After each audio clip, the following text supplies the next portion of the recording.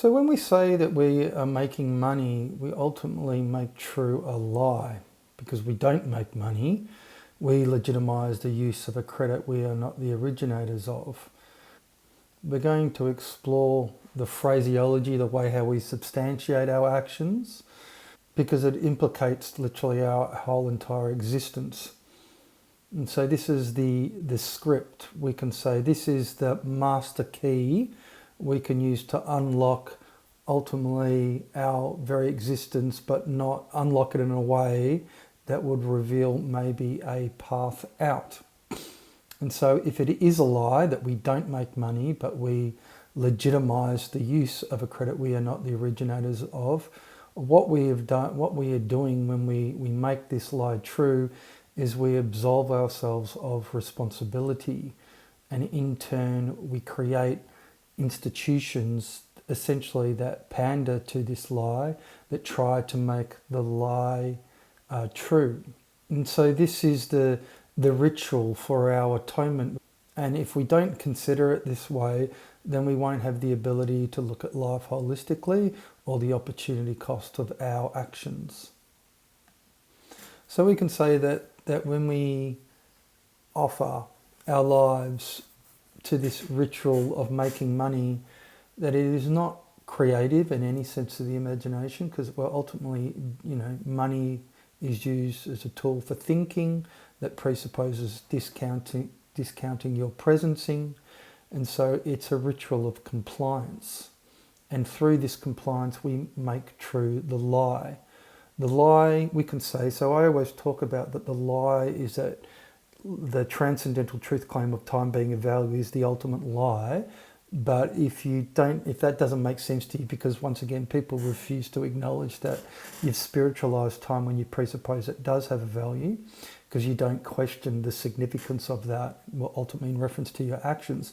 But let's say, for instance, you feel that that's not true. Well, the best way that you can frame that is by looking at making money. Because people say, yes, I make money, but you don't. You legitimise the use of a credit you are not the originator of.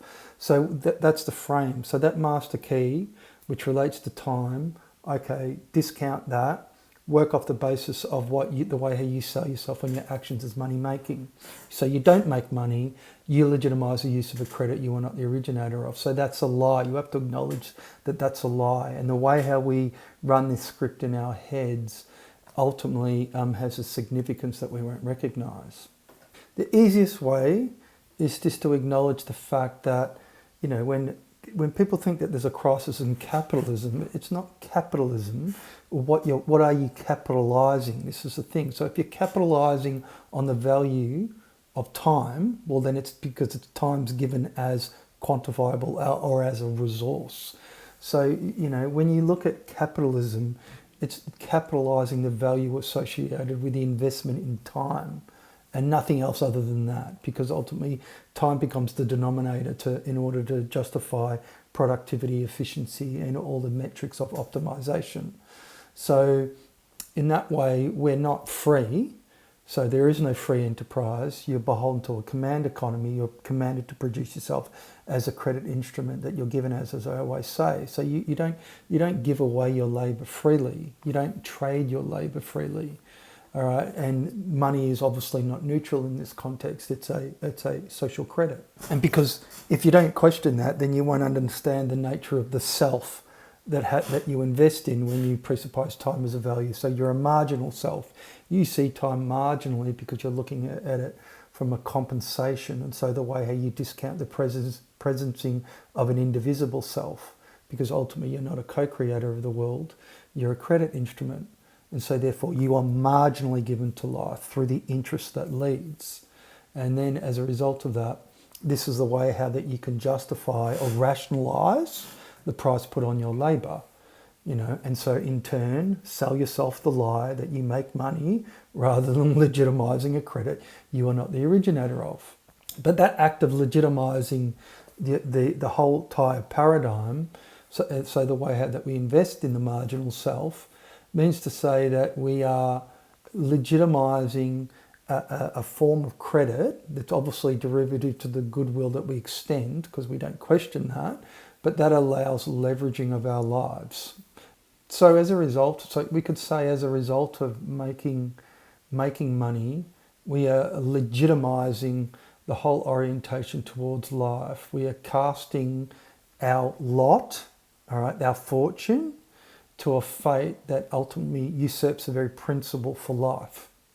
And because this is what animates our actions. Once again, you become twice born through the use of a credit you are not the originator of.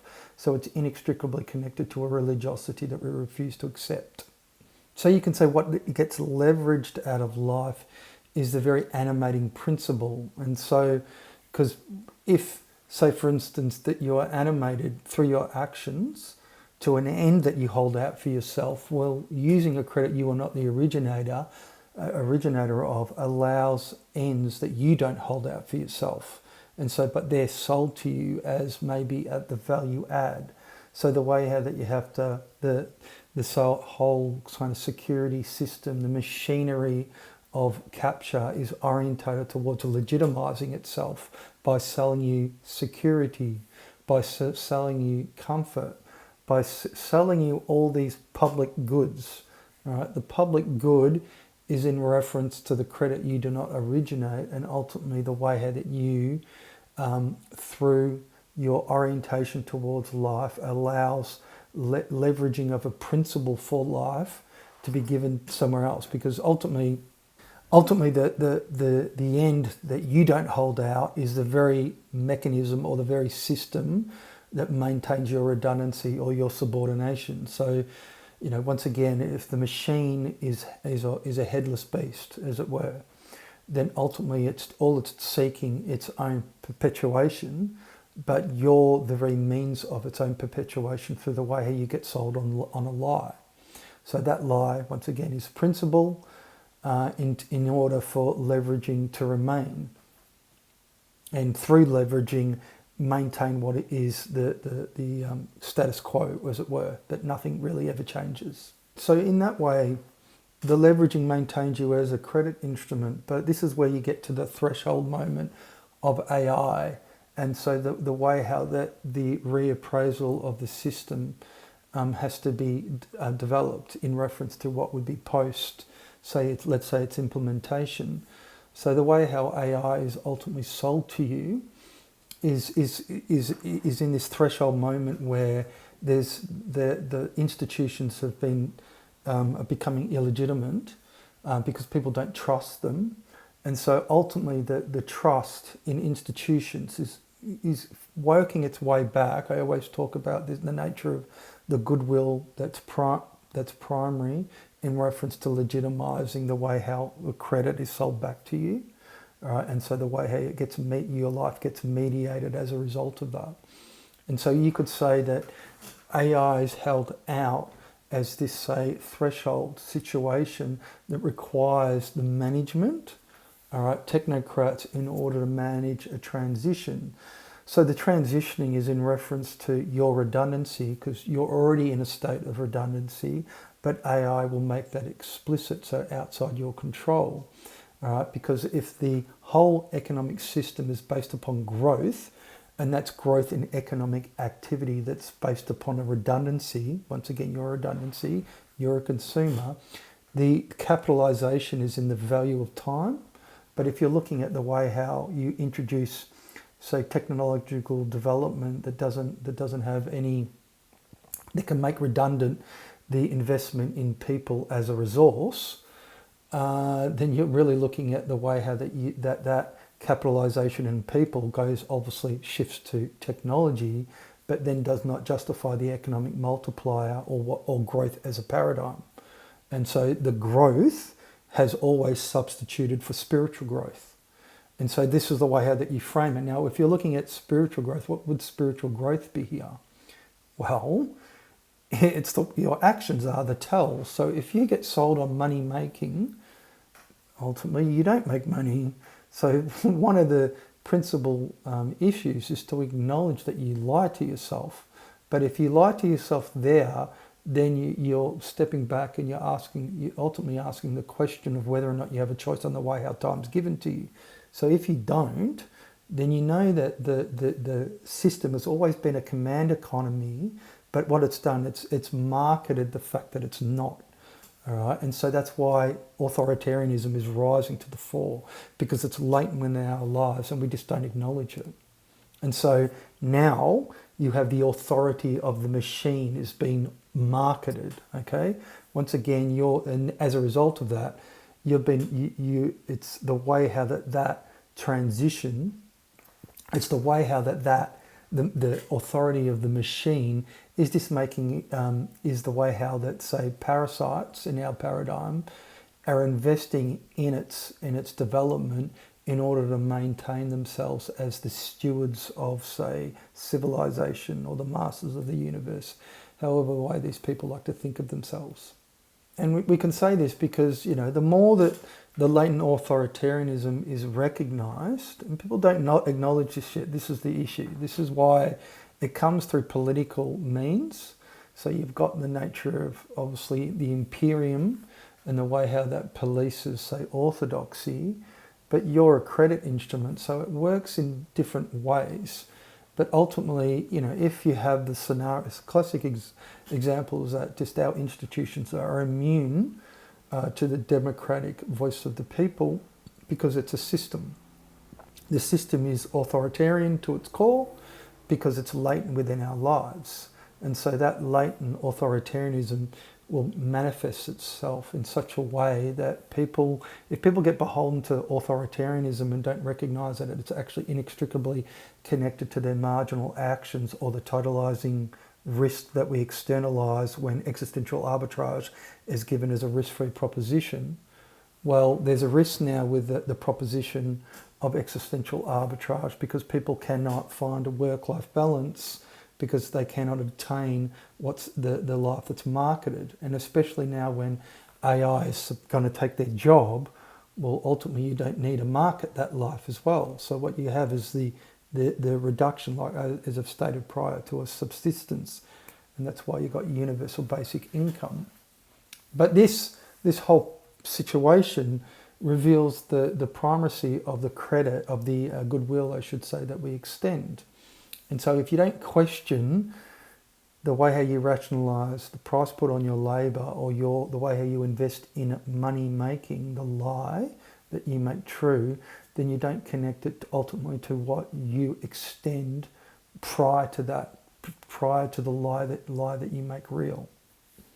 And so we could say that if our institutions are losing legitimacy, then ultimately through the development of AI, they're trying to gain some legitimacy in reference to what they consider to be the shift. The shift is in reference to the redundancy of the consumer that you're given as. But once again, that presupposes that you don't have any agency to potentialise the self beyond its redundancy. And so therefore the consumer will be made redundant through AI and you are just passive, okay, because you're a credit instrument, you're just instrumentalised, you're going to be managed in reference to that. So we could say that the whole paradigm, or elitism, or parasitism essentially is what it is, discounts the agency of people when they're given as demand centres or credit instruments, and of course they would. They don't feel that you can actually potentialise or animate an agency that you're not credited. But if you did do that, then you would make the consumer redundant and in turn make the parasites ultimately redundant, because through animating an agency that you're not credited, you're dealing with the nature of the spiritual disease that you won't acknowledge when you can't see that. When you presuppose time to be of value, you're introducing a transcendental truth claim that you acquit yourself of. But if you can recognise that you don't make money, that you legitimise the use of a credit you are not the originator of, that's going to give you a perspective to your actions, all right, to actually address what is the disincarnating creed you play host to. And in doing so, make them redundant. Make the whole paradigm of technocratic caste of bankers, accountants, lawyers, literally the whole apparatus of management will be made redundant, because it comes down to the direct relation that you have with another person, that spiritual kin. All right, the way how that you animate what is without origination. So that's the way how that your actions become a tell. all right, a tell of a spirit without origination, rather than obviously animate life, the usurping principle through legitimizing a way you become twice born through the credit that you use. So you can say that that is preemptive of ultimately what we're going to be dealing with. You're going to be dealing with that the consumer is redundant. It's a principal product, as I always say. So when you frame anything, you always have to look at it like that. So why is that important? Well, you have to understand the way you produce yourself. All right, that's principle.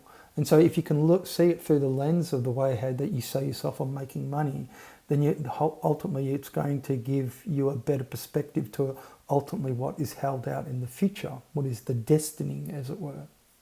And this is the great turn. So any turning away from the failing paradigm is ultimately in reference to not credit as a means of exchange, but the credit of ownership. And so the way how that you are reappraising life from a spiritual perspective. So if you are the principal product, then ultimately to be orientated to extend goodwill, not to a system of control, but one that obviously allows the flourishing of life, then you're looking at the way how that the out, so from time turned into a line, is an out towards the flourishing of life, or removing what is the unavowed religiosity or the rituals of the death cult that you're beholden to.